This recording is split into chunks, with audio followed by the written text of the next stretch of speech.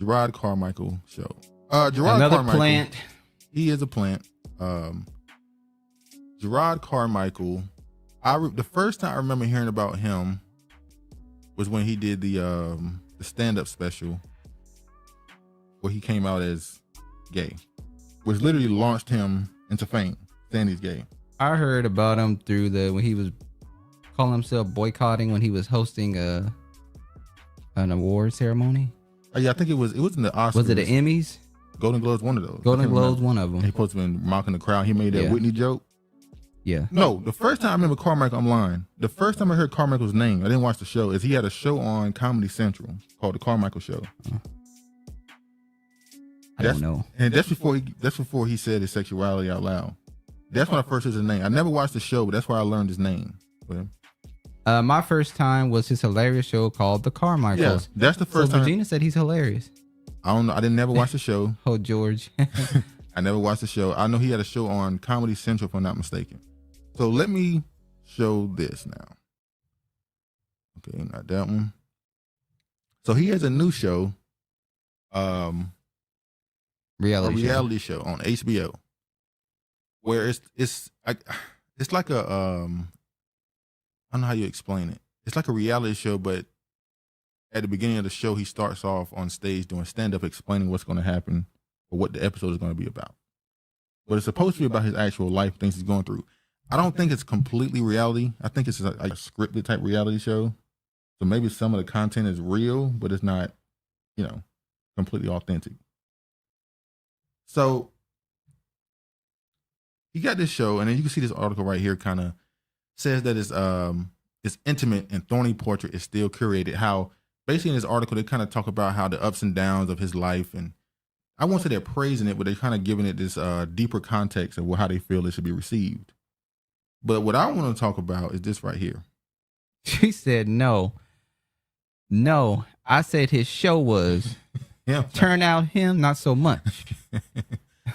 So comedian Jerrod Carmichael sees backlash over race-based slave play joke. Oh, no. Now, this was in episode 2 of The Carmichael Show.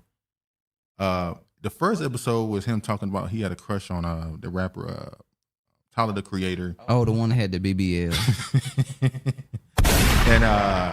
and how he didn't have the same interest in him, whatever. Second episode, he told a joke because he's dating a Caucasian man.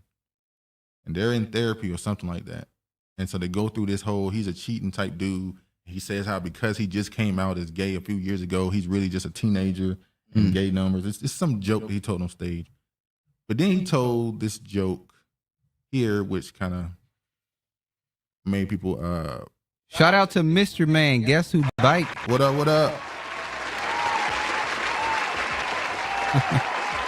I'm just going to play this here. And we'll move on from that. Hold on. Regina. Shout out to Uncle. What up, Uncle? Regina and Sus Man. The legend continues. Shaking my head. All right, let me play the video in question. I sometimes joke to him that like our relationship is like that of like a slave and the master's son who like teaches me how to read by candlelight. Yeah, he groans too because he's a good person. He doesn't like that fucking joke. I like that joke. That's my burden. I think that shit's hilarious. What's going on? Marie Antoinette, I don't know what that is. Yeah, that's a joke. That's for me. You sick, perverted motherfuckers. But anyway, so he got a lot of backlash from that. What is this? Clearly, this dude is being pushed and marketed. They also use him to kind of be a counter to Dave Chappelle. Oh, really? Yes, they're trying to. You know how Dave Chappelle is seen as this cerebral comedian who gets on stage and discuss stuff and turns things into jokes, whatever. And they're trying to make Carmichael the gay version of him. I've seen multiple times in media write these headlines or people who have large platforms compare the two and make an argument that they believe Carmichael is better because next Dave. What? He's supposed to be the next Dave. Yeah. they constantly use him as a counter to him. Yeah.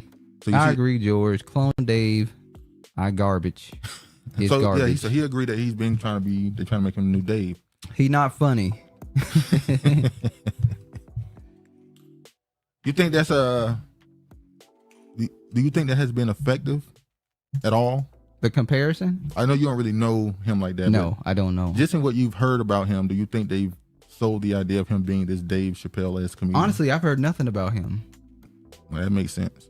Well, like I said, nothing. I know about his show on Comedy Central and his award hosting, like you talked about when he went viral for what he said about Whitney and the jokes he was telling.